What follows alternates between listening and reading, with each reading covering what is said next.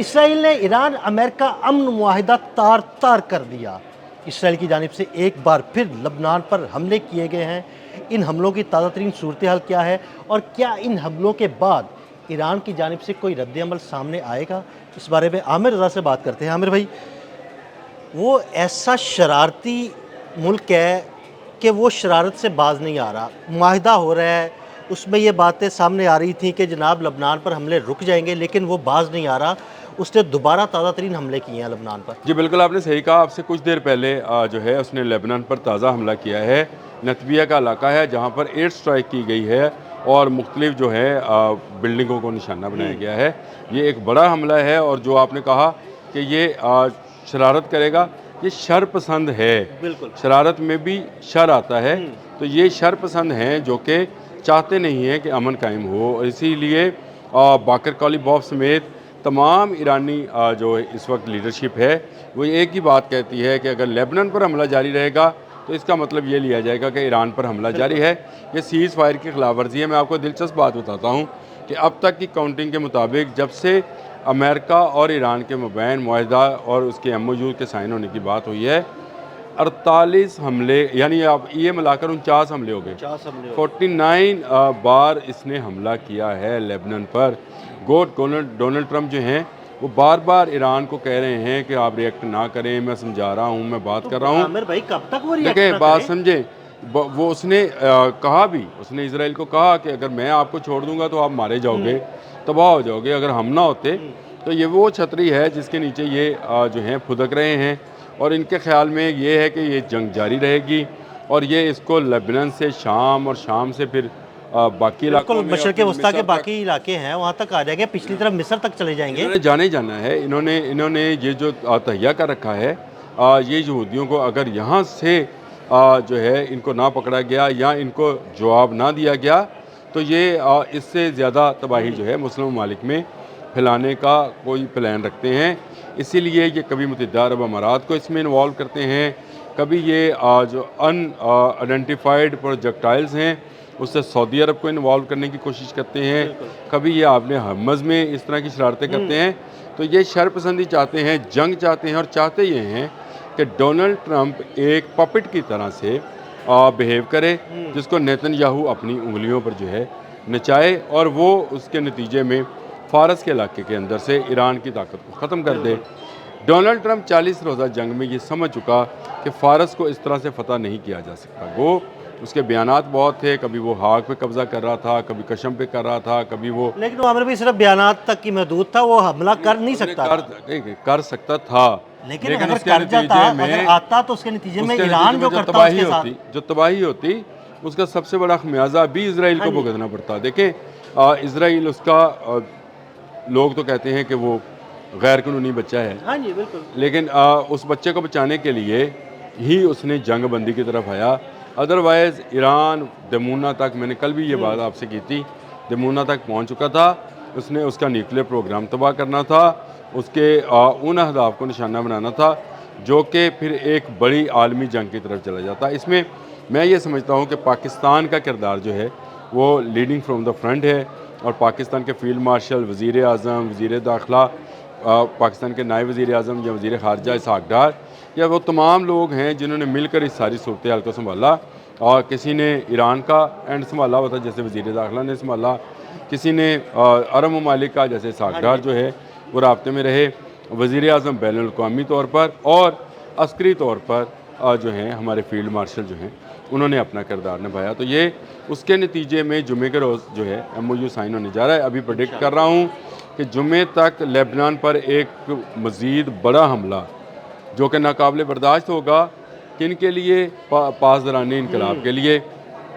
और पासदारान इनकलाब के ने ख़ातमुल अंबिया हेडक्वार्टर से ये बात तनबीहन कह दी है कि अगर बड़ा सख्त बयान है, इस बयान के चंद घंटे के बाद ये नतबिया के इलाके में जो हमला हुआ है उसके बाद हुआ है। और वो जो आपने शुरू में सवाल उठाया कि क्या इस पर कोई ईरान रिएक्ट कर सकता है, तो बिल्कुल कर सकता है। ईरान चाहता ये है कि माहिदा हो, ईरान की तमाम लीडरशिप इस पर एक पेज पर है कि ये माहिदा हो जाए। पासदारान इनकलाब ने इसकी इजाज़त दे दी, हिज़्बुल्लाह ने, जब से सीज़ फायर का और माहदे की बात शुरू हुई है, उन्होंने तो कोई हमला नहीं एक गोली नहीं चलाई उन्होंने। और उन्होंने कहा कि हम भी चाहते हैं कि ये माहदा हो जाए और दुनिया का अमन बहाल हो, लेकिन तजारत वो तो अमन बहाल होने के देना ही नहीं ना चाहता, वो चाहता है कि अमन बहाल ना हो, मैं हमले करता रहूं, शरपसंदी चलती रहे और मैं बचा रहूं। देखिए, मैं आपको ये एक चीज़ समझाता हूँ कि ये जो सूरत हाल इस वक्त बनी हुई है, इसमें सबसे नाजुक कंडीशन के अंदर, सबसे कमज़ोर पोजीशन के अंदर अगर कोई मुल्क है तो उसका नाम है अमेरिका। अमेरिका बहुत ही मैं समझता हूँ कि एक तरह से घुटनों के बल बैठकर ये माहिदा कर रहा है। जैसे बादशाहों के सामने घुटनों के बल बैठा जाता है, मुझे मुज्तमा हामनई के सामने ये झुका हुआ डोनाल्ड ट्रंप नज़र आता है। और उसकी बुनियादी वजह दो हैं। एक, उन पर जो इस वक्त उनकी मईशत पर दबाव है, एक ये है। दूसरा, उस पर जो पॉलिटिकल दबाव है, रिपब्लिकन्स की सियासत जो है वो ख़त्म हो जाएगी और उनकी सियासत को इतना बड़ा धचका लगेगा जिसका शायद वो आने वाले कई सालों तक जो है खमियाजा भुगत सकते हैं। ये वो डोनाल्ड ट्रंप ने अब रियलाइज़ किया कि उसने नेतन्याहू का पपट बनकर जो जंग शुरू की थी वो उल्टी उसके गले पड़ गई। फ़ारस को या ईरान को आप इस तरह से फ़तह नहीं कर सकते थे। ईरान को आप निगोशिएशन के ज़रिए ही किसी एक पोजीशन पर ला सकते थे कि वो अपना न्यूक्लियर जो है वो उसको सरेंडर कर देता। अवाम के लिए वो कुछ मज़ीद जो है आज़ादी जो है, जिसको ये आज़ादी कहते हैं, खैर आज़ाद तो वहाँ पे हैं लोग, जिसको ये आज़ादी कहते हैं, उसके लिए कोई सहूलतकारी या कुछ काम हो जाता। ये वो चीज़ें थी जिन पर बैठकर बात की जा सकती थी। जंग के मैदान में आप ईरान को हरा नहीं पाएंगे। और उसकी बुनियादी वजह एक और भी है, रशिया और चीन भी उसके पीछे मौजूद है। अकेला ईरान है नहीं, दो सुपर पावर्स जो हैं उसके पीछे हैं और वो इसी को एक मौका, बड़ा मौका समझ रहे हैं कि अमेरिका को जो है दबा लिया जाए। मैं आपको एक बताऊं, दुनिया में इस वक्त इस बात की प्रेडिक्शन की जा रही है, मैंने तो खैर 1 माह 1.5 माह पहले ये बात की थी, दोबारा करने लगा हूँ, कि ख़ुद अमेरिका टूटने के करीब पहुँच गया है। बहुत सारी रियासतें जो हैं वो आवाज़ें उठना शुरू हो गई हैं। वो कह रहे हैं कि हमारी जो इकॉनमी है ये बाकी अमेरिका की 34 या 35 रियासतों से ज़्यादा है।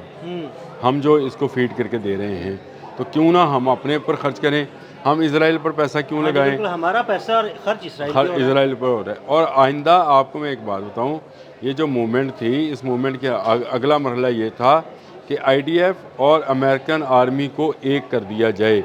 इसको भी बड़ा धचका पहुंचा है, क्योंकि अब अमेरिका के अंदर इज़राइल के हवाले से जो है उसके ख़िलाफ़ आवाज़ उठाई जा रही है। और मैं ये समझता हूँ कि ये वो मामला है जिसमें इज़राइल ने अगर समझदारी ना दिखाई तो इज़राइल हमेशा के लिए ख़त्म भी हो सकता है। ये ताज़ा तरीन जो हमला लेबनान पर किया है, जो एयर स्ट्राइक की है, इस पर 2 रिएक्शन देखने के लायक होंगे। एक अमेरिका का कि ट्रंप इस पर क्या कहते हैं, और दूसरा पासदारान इनकलाब खातमुल अंबिया से पहले तो तनबीह जारी की गई थी, तो क्या खातमुल अंबिया हेडक्वार्टर से कोई ऐसी बात आती है कि इज़राइल पर जो हमला किया जाएगा। अगर ये हमला होता है, अल्लाह ना करे, अगर ये हमला होता है तो फिर आप ये MOU साइनिंग जो है इसको डिले भी समझ सकते हैं और इससे आगे मुज़ाकरात, फिर 60 दिन। तो क्या ऐसा तहम्मुल जो है अमेरिका या ईरान दिखा पाएंगे इस सारी सूरत हाल में, जब इनके अंदर एक शरारती अंसर मौजूद है इज़राइल की सूरत में, जो है चाहता ये है कि ये जंग जारी रहे। तो इस जंग में मैं ये समझता हूँ कि अगर ये इज़राइल लेबनान पर मज़ीद कोई हमला, बड़ा हमला करता है, अभी वैसे ये भी बड़ा हमला है जो नतबिया पर किया गया है, एयर स्ट्राइक है, और आज के दिन में अगले आने वाले चंद घंटे जो हैं वो बहुत अहम हैं। वो इतने अहम हैं कि अगर इसमें पासदारान इनकलाब ने जो खातमुल अंबिया हेडक्वार्टर से तनबीह जारी की थी उसको अमली जामा पहनाया जाता है तो फिर बड़ी तबाही शुरू हो सकती है। और मैं तो पहले भी ये बात बहुत दफ़ा कह चुका हूँ कि ये जंग अब रुकने की नहीं, क्योंकि इज़राइल कभी ग्रेटर इज़राइल से बाहर नहीं निकलेगा। जो अगर वो इससे पीछे हटेगा तो नेतन्याहू की सियासत ख़त्म होगी।